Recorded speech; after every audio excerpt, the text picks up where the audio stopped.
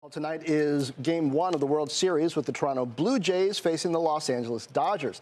Dodgers are defending champs with a roughly $350 million payroll. So what would another Dodgers victory mean for the sport? Let's bring in Alex Sherman. Alex, RIP Moneyball?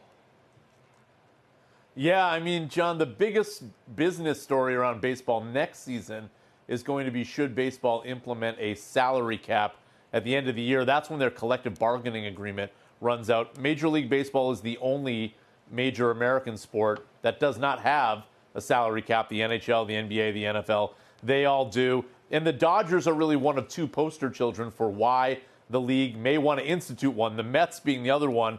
Poor Mets, though, they seem to figure out a way of losing every season. The Dodgers, on the other hand, are the defending World Series champion. As you mentioned, now they're going for back-to-back World Series. They have the second largest team payroll in the league, just behind the Mets.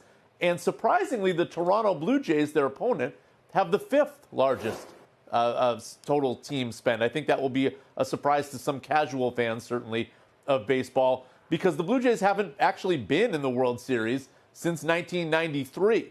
So these two teams that are at the top of the pile for team spend does provide an argument to team owners and the commissioner, Rob Manfred, for perhaps why the league should institute a salary cap for competitive balance reasons. Of course, this is a very controversial issue among a lot of fans, many of which say the reason that there is a competitive balance issue, if there is one at all, is that the bottom teams, those team owners, don't spend enough money. So a salary cap's not going to fix that. What they need is actually a salary floor. So those are going to be the main discussions at the end of this year, at the end of next year, I should say, when that baseball season wraps up.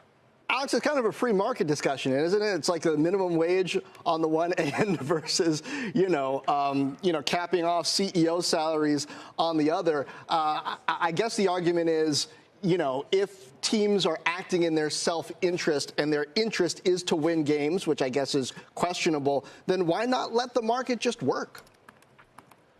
Right, exactly. And it based on CNBC sport data, the Blue Jays and the Dodgers put most of their money right back into their team. They don't actually have a real high profit. Those bottom teams, because of Major League Baseball revenue sharing, the bottom 8 teams from a valuation standpoint actually made more money in EBITDA than either the Dodgers or the Blue Jays did based on last season's data. The manager for the Dodgers, Dave Roberts, he joked about this. He said, they said that the Dodgers are ruining baseball.